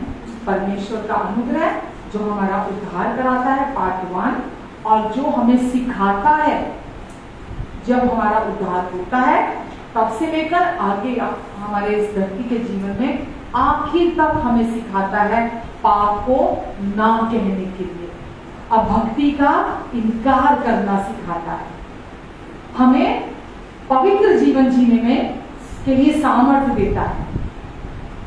आमीन। हमें फल उत्पन्न करता है। तो परमेश्वर का अनुग्रह हमारे लिए प्रकट है जो हमारा उद्धार करता है। वापस इफिसियों, मैं दोबारा पढ़ रही हूँ, इफिसियों 2 लिखा है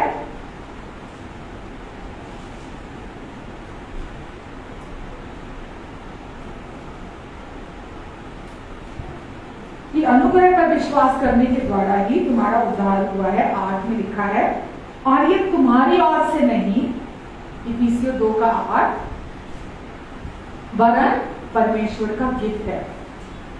दान क्या होता है? गिफ्ट। ये तुम्हारी ओर से नहीं है, वरन ये परमेश्वर का गिफ्ट है कि उन्होंने तुम्हें बचा लिया है, अपने अनुग्रह से, अपनी कृपा से तुम्हारा उद्धार करा दिया है। और अभी हमने आगे क्या पढ़ा था कि वही अनुग्रह हमें सिखाता है, बचाता है, संभालता है। यहाँ लिखा है 9 में, और ये कर्मों के कारण नहीं है, ऐसा ना हो कि कोई घमंड करे। कोई इंसान अपने कार्यों के द्वारा, अपने कर्मों से अपने आप को बचा नहीं सकता, अपना उद्धार नहीं करा सकता। ये किसके द्वारा होता है? परमेश्वर के अनुग्रह के द्वारा होता है। जब हम परमेश्वर के अनुग्रह पर विश्वास करते हैं तो परमेश्वर का अनुग्रह हमें बचा लेता है, हमें हमेशा के पापों से बचा लेता है। आमीन। आप यीशु मसीह पर विश्वास करने के द्वारा आप कौन ठहरा दिए गए हैं? धर्मी ठहरा दिए गए हैं। अब आपके नाम के आगे पापी शब्द नहीं जुड़ता। अब आपके नाम के आगे क्या जुड़ता है? क्या पहचान जुड़ती है? पहले नाम के सामने क्या जुड़ता था? ये झूठा है, ये मक्कार है, ये गद्दार है ना, ये बेवकूफ है, ये मूर्ख है, ये चोर है, ये ठग है, ये चुगलीखोर है, ये बुराई करने वाला है। हम सबके नाम के सामने जुड़ता था ना ये, लेकिन अब ये हमारे नाम के साथ नहीं है, क्योंकि अब हम पापी नहीं है। अब हमारे नाम के साथ क्या जुड़ता है कि ये परमेश्वर का प्रिय है। हम अपने लिए बोलेंगे कि मैं परमेश्वर का प्रिय हूँ, मैं चोर नहीं हूँ, मैं परमेश्वर के स्वरूप और समानता में बनाया गया हूँ, मैं परमेश्वर का प्रिय बेटा हूँ। परमेश्वर ने मुझे शुद्ध बना दिया है, अपने पुत्र के लहू से मुझे हमेशा के लिए धोकर शुद्ध कर दिया है। अब परमेश्वर ने मुझे धर्मी बना दिया अपनी कृपा से। परमेश्वर ने मुझे अपनी कृपा से यीशु के द्वारा पवित्र कर दिया है। पूरी तरह से मैं पवित्र हूं। जिसे परमेश्वर ने धर्मी ठहरा दिया, उस पर कौन दोष लगा सकता है? जिसे खुद परमेश्वर ने कह दिया कि तू मेरा धर्मी बेटा है, तू मेरी धर्मी बेटी है, उस पर कौन दोष लगा सकता है? अब मैं यीशु पर विश्वास करने के द्वारा आशीषित हूं। मैं यीशु पर विश्वास करने के द्वारा सिद्ध बना दिया गया हूं। मैं बिल्कुल हूबहू परमेश्वर जैसा हूं। अब ये मेरी पहचान है, अब ये आपकी पहचान है। और ये कर्मों से नहीं हुआ। आपने अपने आप को शुद्ध नहीं किया, आपने अपने आप को धर्मी नहीं बनाया। संसार के लोग अभी भी अपने आप को शुद्ध बनाने में, धर्मी बनाने में, सिद्ध बनाने में लगे हुए हैं दिन रात। वो सोचते हैं शायद परमेश्वर इन्हीं चीजों से प्रसन्न होते हैं। वो सोचते हैं शायद परमेश्वर को यही सब कुछ चाहिए। पर हम सच्चाई को जानते हैं कि परमेश्वर नहीं चाहते कोई भी मनुष्य घमंड करे कि मैंने अपने आप को बचा लिया जी अपने कर्मों से। परमेश्वर कहते हैं प्योरली प्योरली प्योरली ये मेरी कृपा पर आधारित है। इंसान सब कुछ कर सकता है अपने जीवन में, अच्छे काम, अच्छा इंसान बनना, भला बनना, धार्मिक कर्म कांड, किसी भी धर्म को अपनाना या छोड़ना, है ना, कुछ भी कर सकता है। पर सॉरी टू से वो अपने कर्मों से अपने आप को बचा नहीं सकता। कोई भी नहीं, किसी भी धर्म के द्वारा। बाहरी कार्य हमारे जो भी हैं, हम उन कार्यों के द्वारा, धर्म क्या है? बाहरी कार्य। धर्म और कुछ नहीं है। धर्म क्या है? बाहरी कार्य, हमारी कोशिशें, हमारे प्रयास, हमारा प्रदर्शन, यही रिलीजन है। अपने एफर्ट्स के द्वारा अपने आप को परमेश्वर के योग्य बनाने की कोशिशें करना, यही तो धर्म है, यही तो धर्म है। पर परमेश्वर बोलते हैं कर्मों से कोई भी व्यक्ति अपने आप को बचा नहीं सकता। तो इसीलिए खुद को धोखा मत दो। मेरे पुत्र के क्रूस पर बहाए लहू पर विश्वास करने के द्वारा तुम जिस क्षण पे विश्वास करोगे उसी क्षण तुम बच जाओगे, हमेशा के लिए, हमेशा के लिए, हमेशा के पापों से बच जाओगे, हमेशा के पापों से छुटकारा पाओगे और मेरे पुत्र और पुत्रियां बन जाओगे। ये कैसे हुआ? खोज होता है अनुग्रह से, कृपा से। आप समझ पा रहे हैं? कुछ सीख रहे हैं? हालेलुया। तो परमेश्वर ने रोमियो 11:6 में लिखा है, वो फिर से एक बार कह रहे हैं यहाँ पर रोमियो 11:6 में, दुष्ट हमेशा से वचन में लिखा है शैतान झूठा है, वो हत्यारा है, हत्यारा ही नहीं वरन वो झूठा ही नहीं वरन वो झूठों का बाप है। और वो इंसान को क्या बोलता है? तो कुछ तो कर, तो कुछ तो कर, अरे कुछ तो करना ही पड़ेगा ना तुझे। ऐसे कैसे परमेश्वर की कृपा, उसकी आशीष तुझे मिल जाएंगी? कुछ तो परमेश्वर को खुश करने के लिए कर। इतनी गलतियां तू आज भी करता है, इतनी कमियां तुझ में आज भी हैं, तू कुछ तो कर। वो बार बार उकसाता है, हमें कुछ करने की लगाता है वो।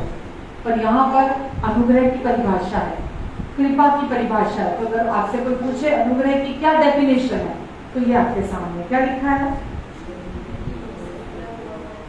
यदि यह अनुग्रह से हुआ है तो कर्मों से नहीं। यदि आप और मैं अनुग्रह से बचाए गए हैं तो इसका क्या मतलब हुआ? ये कर्मों से नहीं है। और यदि ये नहीं तो अगर ये कर्मों से होता तो अनुग्रह फिर अनुग्रह नहीं कह सकते थे आप। ये परमेश्वर की कृपा से हुआ है। अगर ये अनुग्रह से हुआ है, परमेश्वर की कृपा से हम बचाए गए हैं, तो ये प्योरली परमेश्वर की कृपा के द्वारा ही हम बचाए गए हैं। हमारा एक भी कर्म ऐसा नहीं है जिसने हमें बचा दिया। मनुष्य का एक भी धर्म का कर्म ऐसा नहीं है जो उसको नरक जाने से बचा सके। एक भी नहीं। यशाया में एक जगह परमेश्वर ने लिखा है कि तुम्हारे धर्म के काम जो तुम मुझे खुश करने के लिए करते हो, मेरे लिए मेरे सामने मैले फटे चीथड़ों के समान है। मैले फटे चीथड़ों की अगर आप अनुवाद देखते हैं तो वो मैले फटे चीथड़े सैनिटरी नैपकिन जो महिलाएं इस्तेमाल करती हैं अपने लिए। मैले फटे चीथड़ों के समान है। परमेश्वर उसकी तुलना हमारे धर्म के जो काम है, धार्मिक कर्म कांड जो हम करके परमेश्वर को खुश करने की कोशिश करते हैं, उनका फेवर कमाने की कोशिश करते हैं, उनका हक उनका पक्ष कमाने की कोशिश करते हैं, परमेश्वर कहते हैं वो मेरे सामने मैले फटे चीथड़ों के समान है। परमेश्वर क्या बोलते हैं?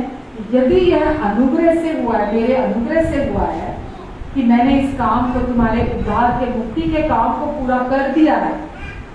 अभी मैंने पढ़ा आपके लिए तीतुस अध्याय 2 में कि परमेश्वर का अनुग्रह हम पर प्रकट हुआ है सब मनुष्यों के लिए, ताकि वो सब मनुष्यों का उद्धार करा सके।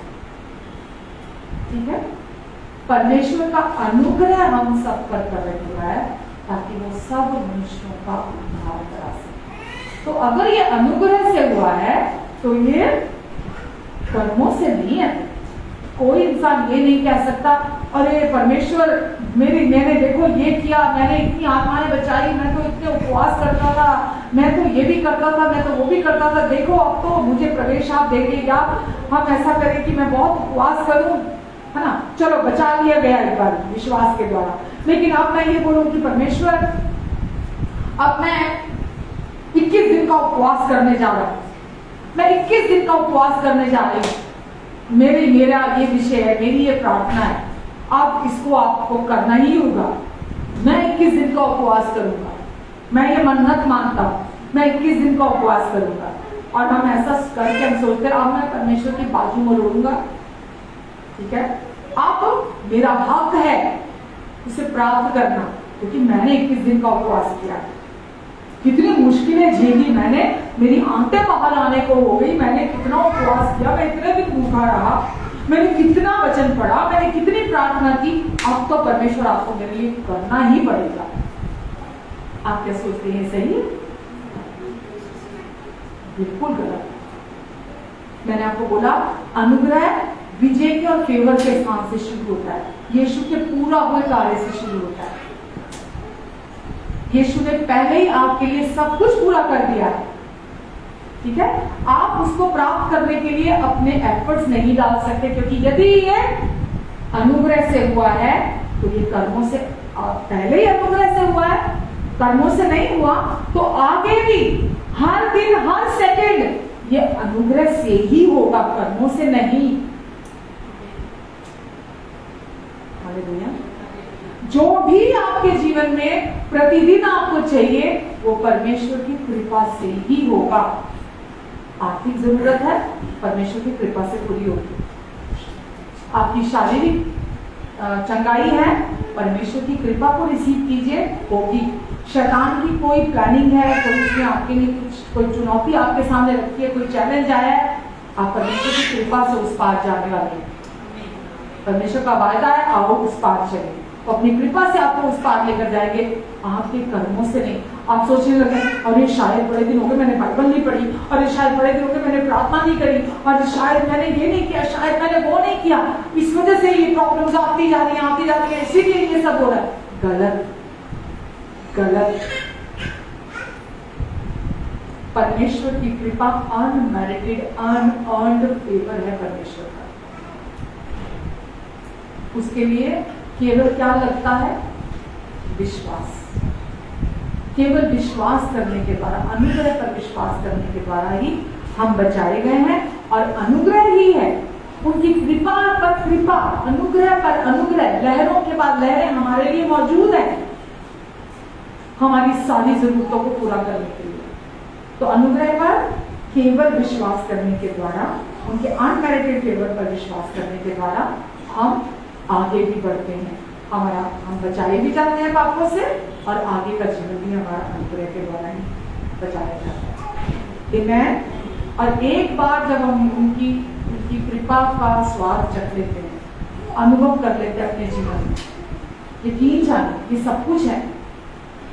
जिस दिन आप देखेंगे ना कि जो मैं इतने समय से सुनता आ रहा हूं, चर्च में सुनता आ रहा हूं, आपको पता है जो आप चर्च में सुनते हैं ना अपने लिए, उसको अपने मुंह से बोलना बहुत जरूरी होता है। सबसे पहले तो मैं ये भी आपको बता दूं, जो बातें आप मुझसे सुनते हैं मैं आपके लिए बोलती हूँ, आप उन बातों को रिपीट जरूर किया करें अपने मुंह से।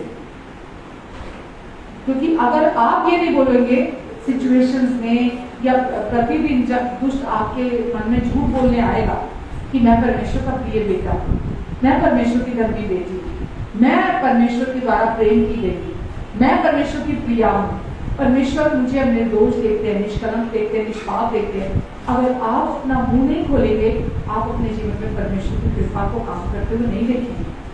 तो जो आप चर्च में सुनते हैं अपने लिए, उसको आपको अपने मुंह से विश्वास से बोलना शुरू करना होता है। जो आप अपने मुंह से बोलना शुरू करेंगे, वो आप अपने जीवन में एक्सपीरियंस करना शुरू करेंगे। तो जो कुछ भी आप अपने लिए यहाँ सुनकर जाते हैं, ये नहीं कि सिर्फ सुनने से काम हो जाएगा। सुनना सबसे पहले नंबर पर आता है, क्योंकि उसी से विश्वास आता है। और वो विश्वास क्या है? आप अपने मुंह से बोलते हैं। नई बादशाह में, इस न्यू कवनेंट में विश्वास करना क्या है? मुंह से बोलना, मुंह से बोलना। जो आपने सुना है, विश्वास किया है दिल में, उसको मुंह से बोलना ही विश्वास करना कंप्लीट होता है।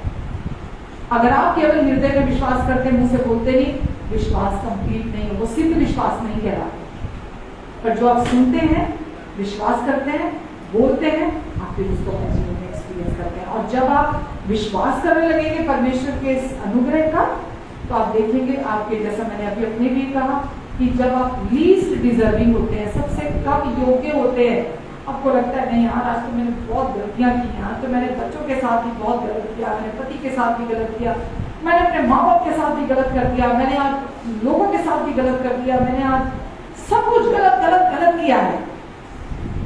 लेकिन परमेश्वर, मैं विश्वास करता हूँ कि आप अभी भी मुझे प्यार करते हैं।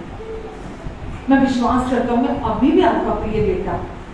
मैं विश्वास करता हूँ परमेश्वर, आप अभी भी मेरी तरफ। जब आप विश्वास करते हैं, बोलते हैं, आप उस दिन देखें परमेश्वर के अनुग्रह को आपके जीवन में आपको बहाल करते हैं। उस दिन आप और अनुभव करेंगे परमेश्वर को आपके जीवन में काम करते हो। अगर आपका फोकस अपने पर बना रहेगा, अनुग्रह को चोक करेंगे आप, अनुग्रह काम नहीं करेगा। लेकिन गलतियां करने के बावजूद भी जब आप अनुग्रह पर फोकस करेंगे, विश्वास करेंगे, बोलना शुरू करेंगे, रिसीव करेंगे, तो आप अपने जीवन में बदलाव करेंगे। समझ पा रहे हैं?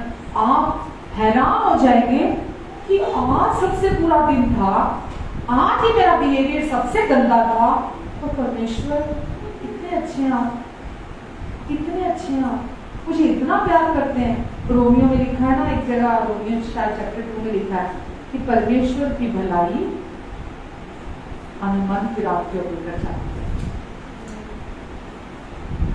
परमेश्वर की भलाई, उनकी सजा, उनका डंडा, उनका दोष, उनका न्याय नहीं लिखा, उनका क्रोध नहीं लिखा।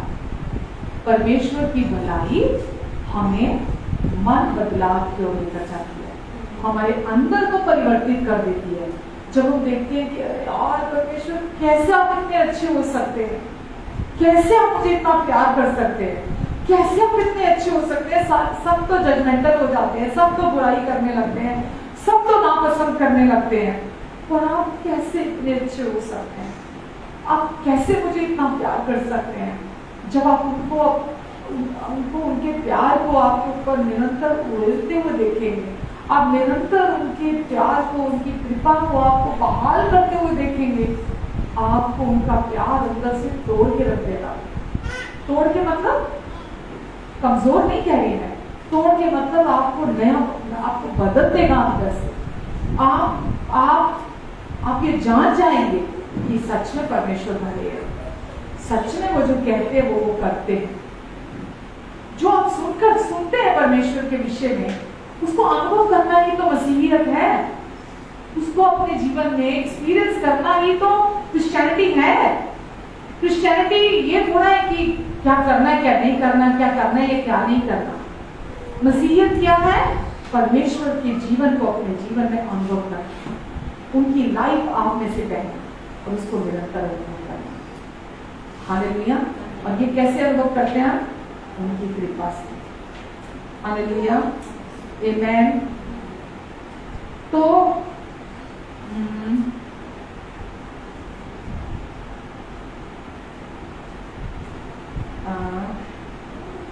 यूहन्ना, पहला यूहन्ना 4:19 में जो लिखा है कि जब आप परमेश्वर के इस फेवर को, इस कृपा को, है ना, अपने जीवन में जब आप लीस्ट डिजर्विंग होते हैं, जब आप उसको अनुभव करते हैं, तो आप इस वचन को अपने जीवन में उत्पन्न होते हुए देखते हैं। ये कारण बनता है इस वचन के को उत्पन्न करने का आपके जीवन में।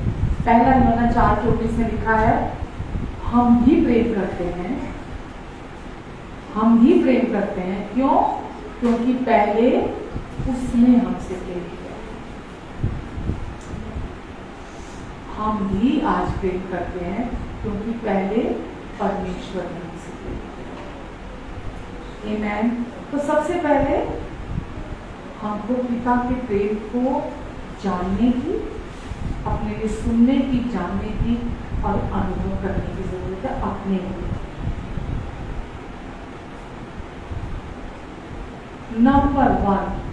नंबर वन हमारी नीड, हमारी जरूरत कुछ नहीं है।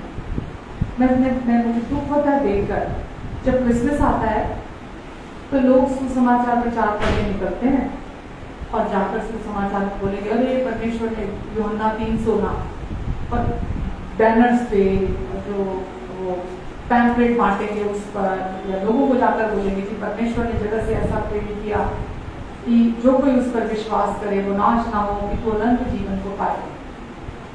तो ये उनका होता है कि इनविटेशन लोगों को चर्च तक लेके आने के लिए।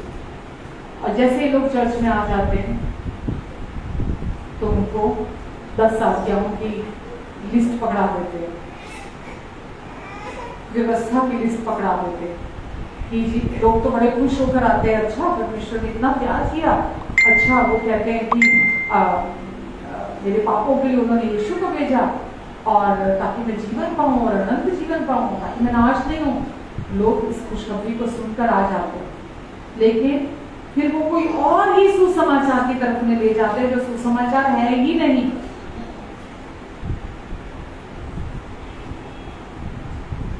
कि पहले तुमको ये करना होगा जी, अब तुम आ गए हो, ठीक है, अब तुम्हें ये करना होगा, ये करोगे तो परमेश्वर तुम्हें आशीष देंगे, ये नहीं करोगे तो परमेश्वर तुम्हें आशीष नहीं देंगे। तो क्या ये सही सुसमाचार है, प्रचार है? बिल्कुल नहीं। ये सुसमाचार है ही नहीं, क्योंकि सुसमाचार हमारे विषय में नहीं है। हम क्या करते हैं, क्या नहीं करते हैं। सुसमाचार प्रभु यीशु मसीह के विषय में उन्होंने क्या कर दिया हमारे लिए।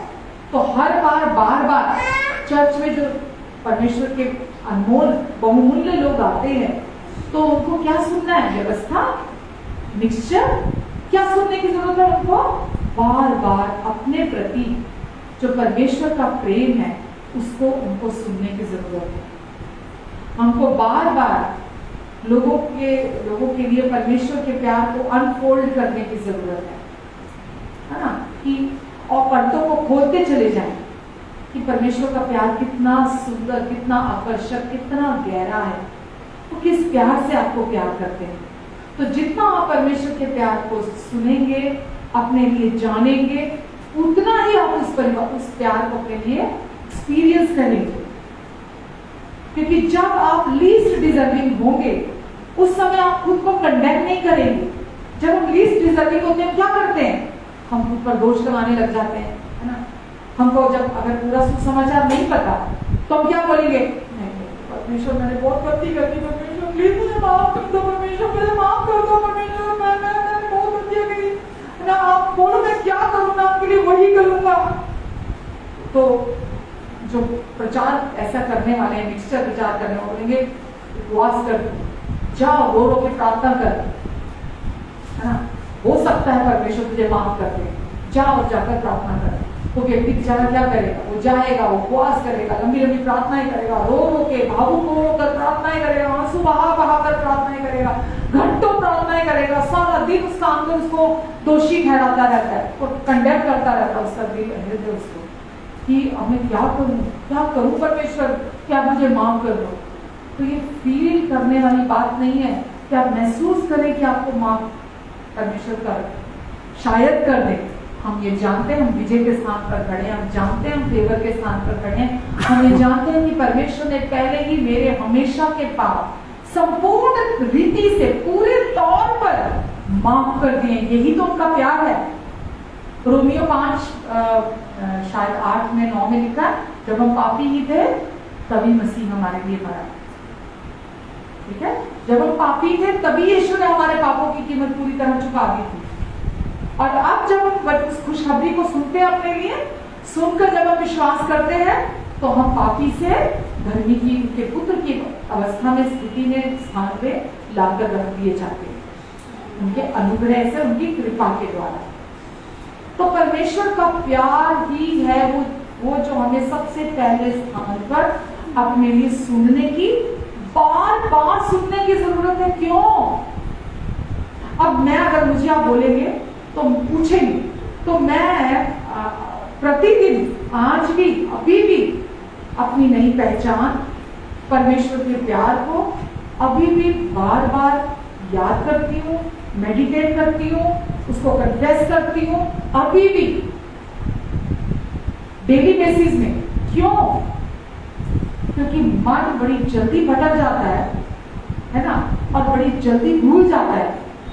तो वो भूले नहीं, इसके लिए मन को रोज याद दिलाने की जरूरत है, मैं कौन हूं, मेरी नई पहचान क्या है, मैं क्या बना दी गई हूं, मैं परमेश्वर मेरे कौन है, और मैं परमेश्वर के कौन है परमेश्वर मेरे?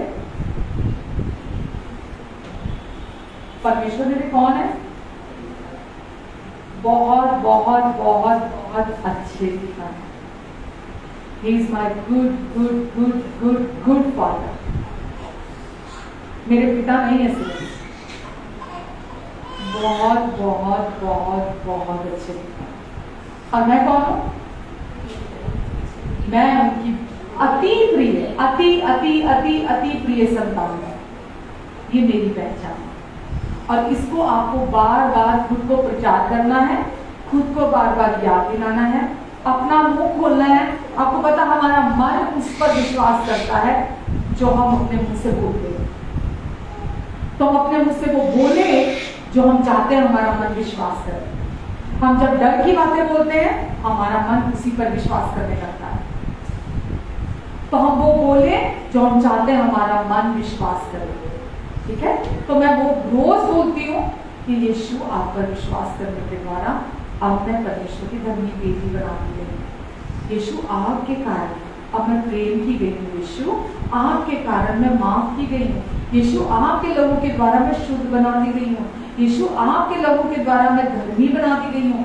यीशु आपके लोगों के कारण अब मैं पवित्र बना दी गई हूँ। यीशु आपके लोगों के कारण अब मैं आशीषित बना दी गई हूँ। यीशु आपके लोगों के कारण अब मैं सिद्ध ठहरा दी गई हूँ। मैं पाप की स्थिति से, पाप के स्थान से हमेशा हमेशा के लिए परमेश्वर के पुत्र के स्थान पर लाकर रख दी गई हूं। अब मेरा परमेश्वर के राज्य में नया जन्म हो गया है। अब मैं परमेश्वर की बेटी हूं, नई सृष्टि हूं। पुरानी सारी बातें बीत गई हैं। वचन में लिखा है, देखो सब कुछ नया हो गया है। आमीन, हालेलुया। अब आप और मैं, हम परमेश्वर के प्रिय बेटे और बेटियां हैं। और ये कैसे है? उनके अनुग्रह के द्वारा। तो जब आप ये खुशखबरी सुन रहे हैं, ये समाचार सुन रहे हैं, तो क्या हो रहा है? दिल का अनुग्रह से दृढ़ होना भला है। आपका दिल अनुग्रह में दृढ़ हो रहा है। जितना आप खुशखबरी सुनते हैं अनुग्रह की, अच्छी खबर सुनते हैं, उतना अधिक आपका दिल अनुग्रह से दृढ़ होता चला जाता है। आमीन। उतना ही बुरी खबर से कभी भी भलाई नहीं उत्पन्न होती, पर परमेश्वर की अच्छी खबर जो बहुत बहुत बहुत अच्छी है, उसके द्वारा भलाई उत्पन्न होती है। हालेलुया। अब मैं यही रुकूंगी, आगे नहीं बढ़ूंगी। नेक्स्ट वीक इसको हम आगे लेकर चलेंगे। तो सीखा आपने, कुछ समझ में आया? पानी की बोतल बहुत गर्मी है, आप लोग साथ लेकर बैठा करें, क्योंकि गर्मी से आंखें बंद होने लगती हैं, घुटने लगती हैं। अगर आप एक एक सिप पानी पी लेंगे ना, आंखें खुल जाएंगी। मैं अंडरस्टैंड करती हूँ कि गर्मी की वजह से आंखें घुटनी शुरू हो जाती हैं, मेरी भी हो जाती है, तो मेरे पास ऑप्शन नहीं है ना यहाँ कि मैं आंखें बंद करके यहाँ बैठ जाऊँ, है कि नहीं? वो एक चुटकुला है ना कि एक प्रचारक ने बोला कि आज मन नहीं है मेरा, आज ना मैं बैठ के प्रचार करूंगा, आज क्योंकि मेरा मन नहीं कर रहा है प्रचार करने का, तो आज मैं बैठ के प्रचार करूंगा। तो चर्च आगे से बोलती है, ठीक है पास्टर जी, आज हमारा भी मन नहीं कर रहा, आज हम लेट के प्रचार सुनेंगे। ठीक है, हम लेट के प्रचार सुनेंगे। तो जो जैसा चल रहा वैसी भेड़े उससे भी बढ़कर निकलती है। ठीक है, तो चलो मजाक के दौर के लिए था, तो इसीलिए मैंने बोला कि पानी की बोतल लेकर बैठे, एक छोटी सी बोतल अपने पास रख ले, कैरी करनी भी इजी है। एक एक सिप भी अगर आप पिएंगे, आंखें टाइट नहीं होंगी, घुटे नहीं आप।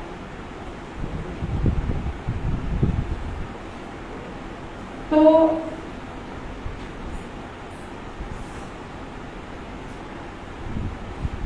प्रार्थना करें, आइए प्रार्थना करें।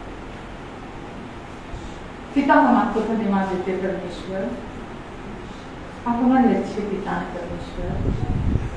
आपकी कृपा, आपका अनुग्रह हम पर कभी दोष नहीं लगाता, हमें सजा नहीं देता,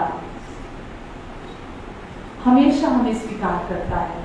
और आज भी आपने हमें सिखाया कि आपकी कृपा हमारे लिए हर समय बहुत है।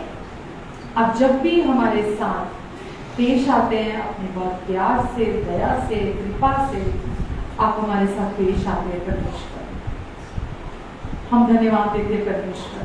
आज जो भी वचन का बीज इनके भीतर गया है, मैं विश्वास करती परमेश्वर, आपने पवित्र आत्मा के द्वारा अपनी कृपा से इस बीज को इनके भीतर बोया है, और ये बीज 100 गुना इनके जीवन से फल उत्पन्न करेगा। आमीन, आमीन, हालेलुया।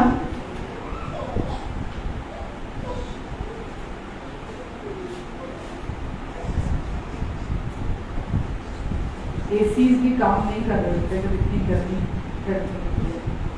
हालेलुया। हम फेक नहीं है, नकली नहीं है, हम सच्चाई से बात करते हैं और सच्चाई के साथ, है ना, रूबरू होते हैं। हालेलुया। तो आइए प्रभु भोज के लिए अगर आप तैयार हैं तो आप भी जो घरों में हैं हमारे साथ प्रभु भोज में शामिल हो सकते हैं। आप भी ब्रेड या कोई भी जूस या कोई शरबत आप भी ले सकते हैं हमारे साथ, और यीशु के इस पूरा हुए कार्य में आप हमारे साथ शामिल हो सकते हैं। हालेलुया, आमेन। आप चाहें तो आप भाग कर जाकर अपने लिए प्रभु भोज को तैयार कर सकते हैं।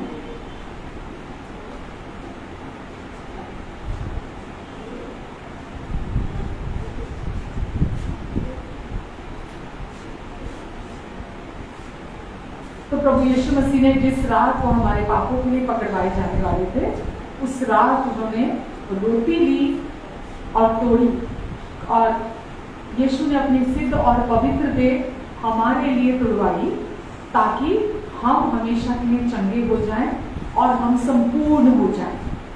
तो इस समय भी बेशक हमारे शरीर में, किसी के भी शरीर में अगर कोई बीमारी के या रोग के लक्षण है, तो ये आपकी पहचान नहीं है, क्योंकि वचन में लिखा है प्रभु यीशु मसीह हमारे लिए रोगी बने ताकि हम यीशु में चंगे हो जाएं।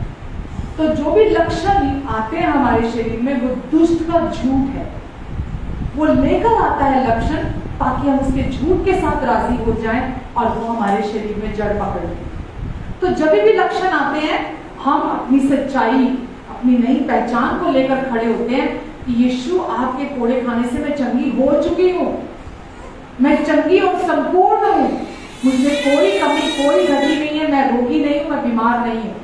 और उसी समय अपनी अथॉरिटी से खड़े हो कि मैं इन लक्षणों को सर के तालू से लेकर पैर के तलवों तक मेरे शरीर से निकल जाने का आदेश देती हूँ यीशु के नाम से।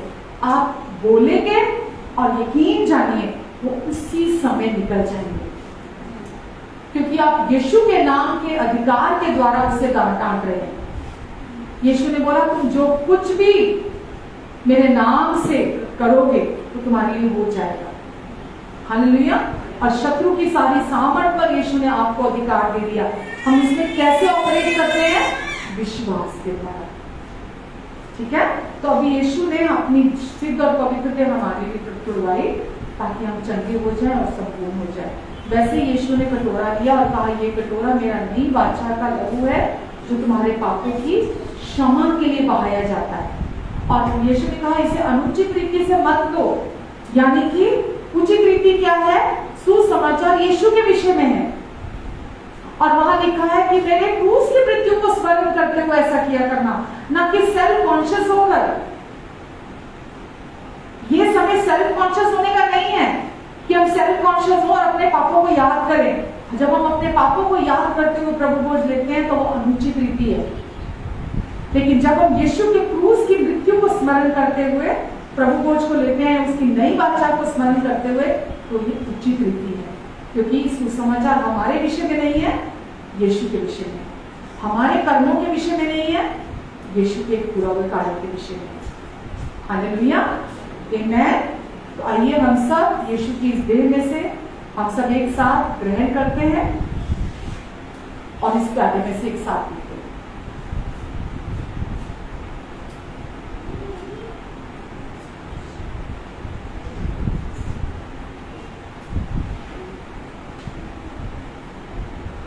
पिता, मैं आपको धन्यवाद देती हूँ परमेश्वर। इस समय जितने लोग भी बीमार हैं, चाहे वो ऑनलाइन है चाहे यहाँ मौजूद है, मैं इन सब के शरीरों पर अधिकार लेती हूँ और प्रभु यीशु मसीह के नाम से इनके शरीरों से हर दुष्ट के काम का खंडन करती हूँ, तोड़ती हूँ। हर एक रोग और बीमारी के लक्षणों को मैं इनके शरीरों से बाहर निकल जाने का आदेश देती हूँ यीशु के नाम से। हर एक डिप्रेशन को, निराशा को, हर एक डर की स्पिरिट को मैं इनके मनों से हमेशा हमेशा के लिए निकल जाने का आदेश देती हूँ प्रभु यीशु के नाम से। मैं धन्यवाद देती हूँ यीशु। हर एक आर्थिक श्राप को मैं तोड़ती हूँ लोगों की जिंदगी से प्रभु यीशु के नाम से। प्रभु, आपने कहा जब हम सुसमाचार पर विश्वास करते हैं और उसे अपने मुंह से बोलते हैं तो हमारे मार्गों में सफलता और हमारा जीवन प्रभावशाली होगा। प्रभु, इनके मार्गों में सफलता और इनका जीवन हमेशा प्रभावशाली बना रहेगा। धन्यवाद यीशु, आपने इनके लिए क्रूस पर जो भी इनके जीवन और भक्ति से संबंधित है सब कार्यों को पूरा कर दिया है और आज ये आपसे भरपूर कर दिए गए हैं, भर दिए गए हैं और आपके सुसमाचार की भरपूरी को आप इनके जीवन में प्रकट करने जा रहे हैं। मैं उसके लिए आपको धन्यवाद देती हूँ परमेश्वर। धन्यवाद यीशु। अनुग्रह पर अनुग्रह की लहरें अनुग्रह पर अनुग्रह की लहरों को मैं इनके जीवन में आते हुए देख रही हूँ प्रभु यीशु के नाम से। प्रभु यीशु, आपने इनके लिए क्रूस पर सब कुछ सह लिया ताकि इन्हें वो सब सहना ना पड़े। धन्यवाद यीशु, आपने इन्हें चंगा कर दिया, आपने इन्हें छुटकारा दिया दुष्ट के सारे कामों से और अपना अनुग्रह पर अनुग्रह दिया। धन्यवाद यीशु, धन्यवाद यीशु, धन्यवाद प्रभु। आमेन।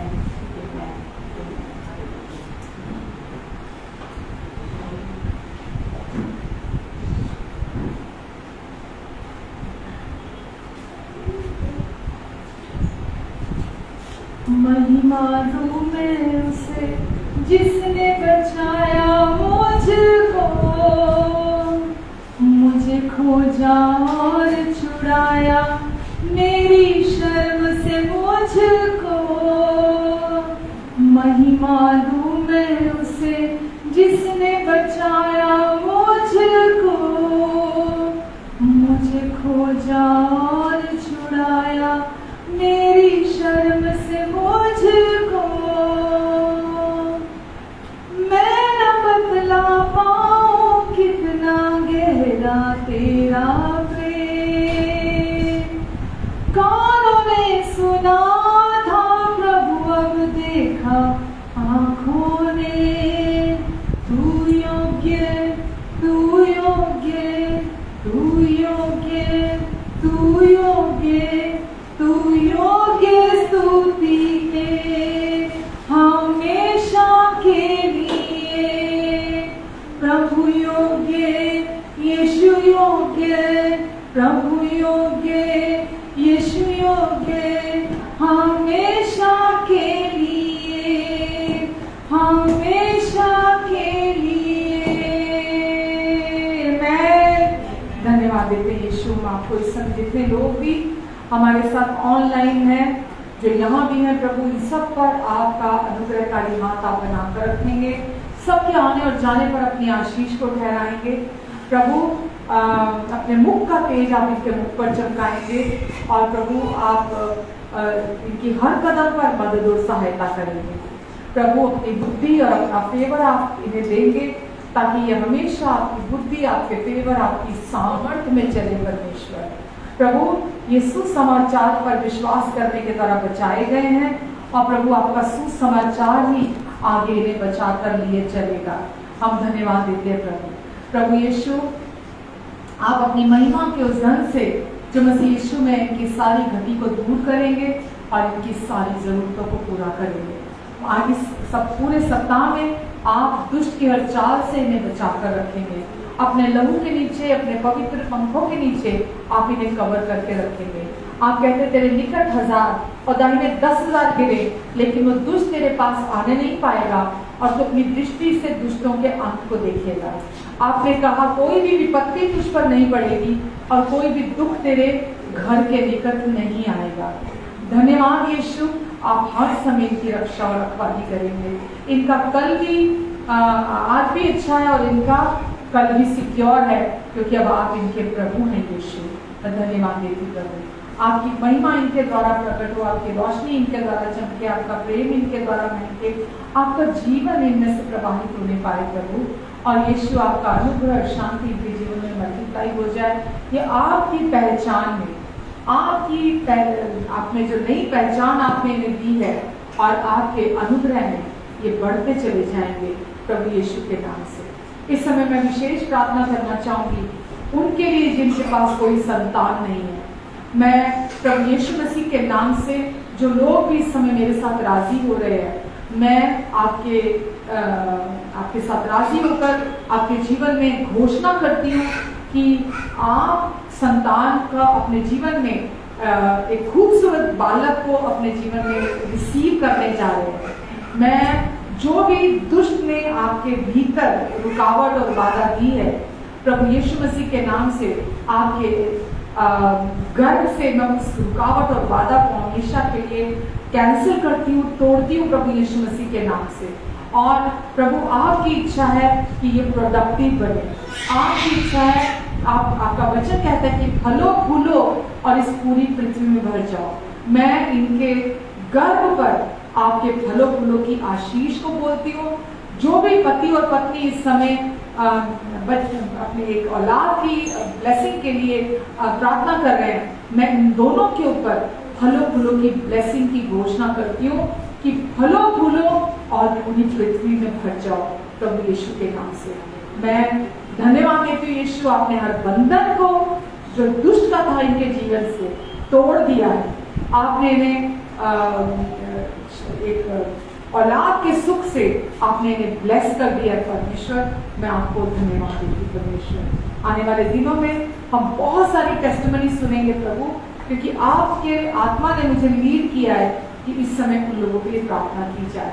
मैं धन्यवाद देती हूँ यीशु, आपकी शांति जो सारी दुनिया की समझ से परे की शांति है, हर एक के मन में, दिल में, विचारों में प्रभु यीशु मसीह में गहरे में वास करने पाए।